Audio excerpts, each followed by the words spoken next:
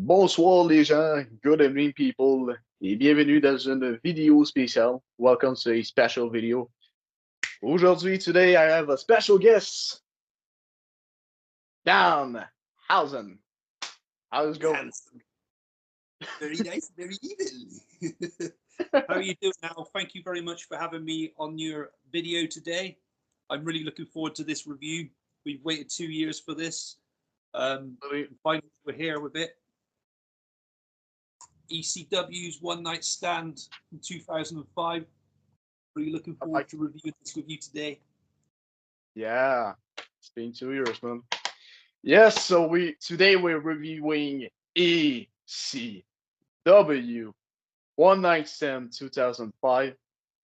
It's been 2 years in the making, like Beat Down Bunny has told me. So, guys, if you want to subscribe to his channel, I'm gonna put his link in the description. And yes, a beautiful poster that came with the DVD, which we don't have in the Canada-US region. Oh. In my case, I don't have it, so. Oh. Sorry to hear that. I didn't realise. I didn't have the insert, the pamphlet with the match listing on. I only had the poster. I believe this was also available with the cardboard sleeve, but I don't have that either, unfortunately.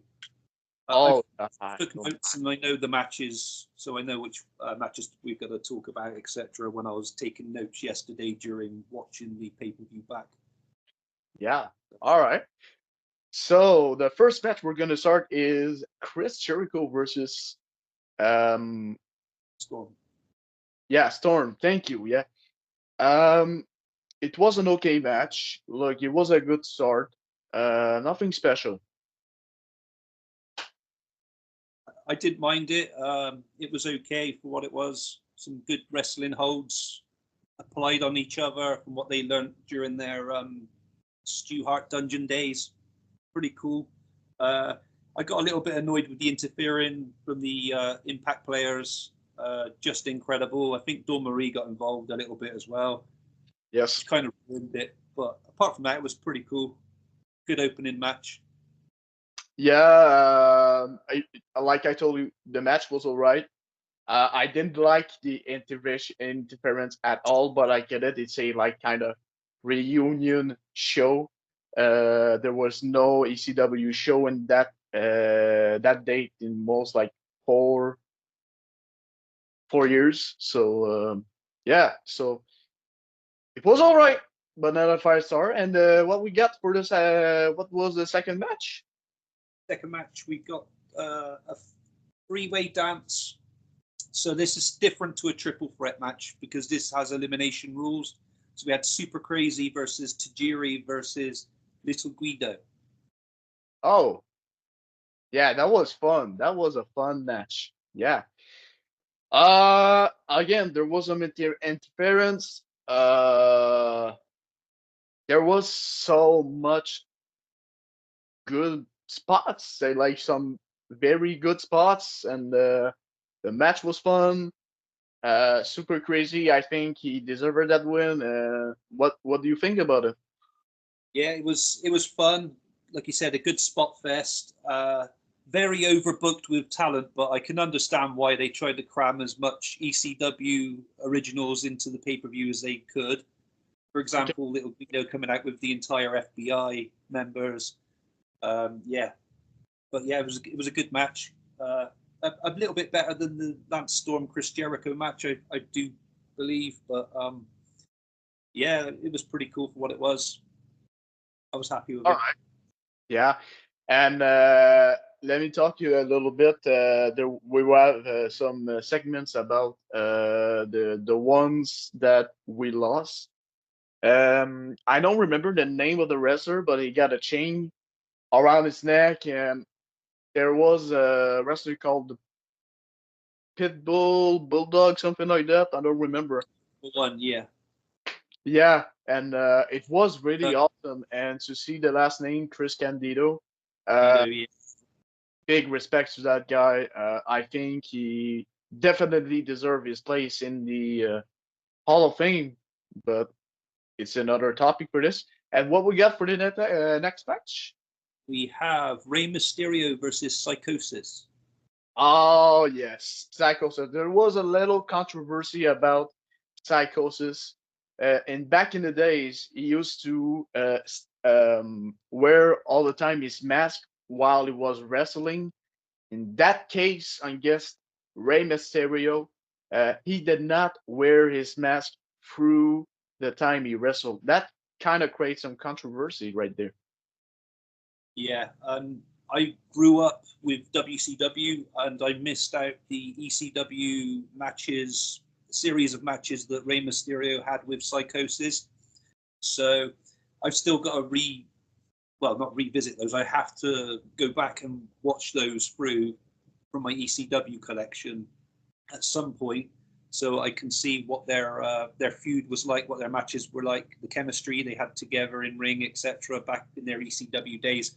But like I said, I only remember them from WCW, and yeah, with the controversy with the masks, both of them not having their masks during, when they lost them in WCW, and then obviously Ray in 2002 went to WWE masked, and he hasn't taken it off since or lost it or whatever. But Psychosis never put his mask back on when he joined WWE, did he? He always wrestled without it afterwards.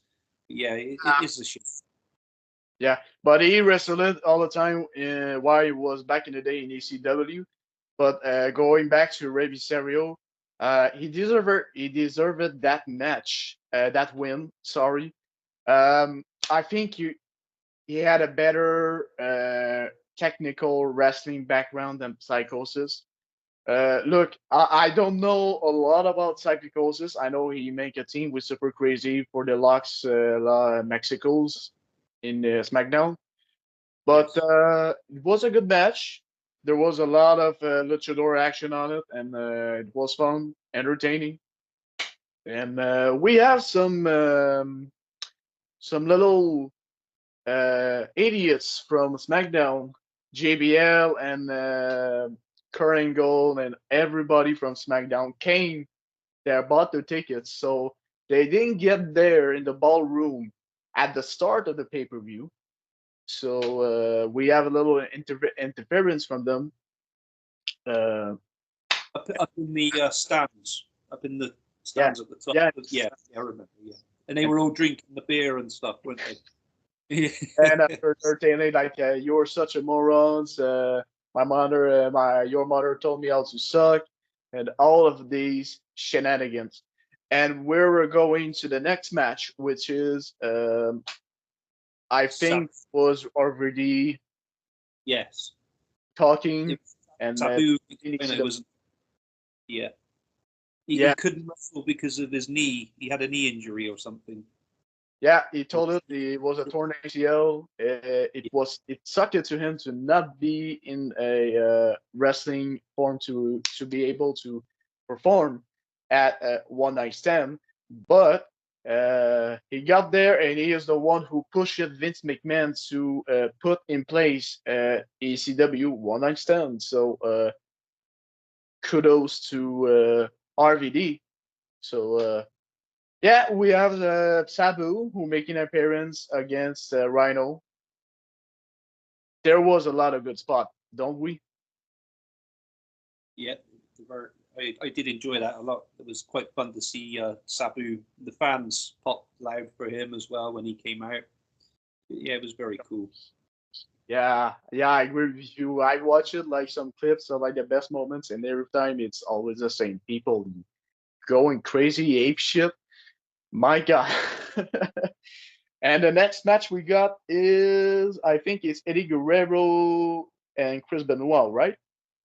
Yeah, that's correct. Are we Yeah. going to cover one for the first part? Then we'll stop the video there, or Yeah, yeah, we're gonna continue the rest on part number two. part two? So Yeah. So we'll talk about this match. Then that'll be the end of this part. Okay, cool. yeah, So yeah, Chris yeah, Benoit versus Eddie Guerrero. Yeah, very cool match. But I noticed a lot of the fans were paying attention to what was going on with the SmackDown idiots up in the stands rather than focusing on the match itself. fuck you, Uh, SmackDown. yeah, yeah, all the awesome chants. Fuck you, SmackDown.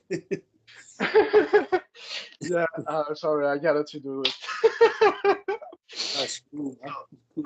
Yeah, no, it was really fun. Like you told, the people were not focused on the match. There was Eddie got an intense regard through Chris.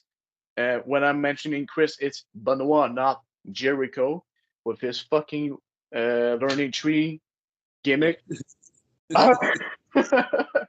So he got a kind of like, intense regard. So I never saw an Eddie Guerrero so intense in a long time.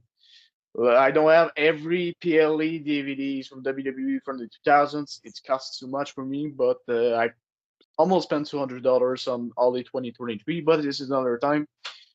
But it was really fun, and there was again some really good spots. And I'm thinking that Chris deserved that win. What do you think about it? Yeah, it was a good match, and Chris picking up the big W for the the match. I believe Eddie Guerrero was a little pissed because he didn't want to lose that match, so he was a bit. He was refusing to sell a lot in the match. I'd noticed, and the backstory behind that was because he didn't want to lose. I think he also may have broken his nose or something because there was a nasty gash on his nose and loads of blood coming out. Did you remember that?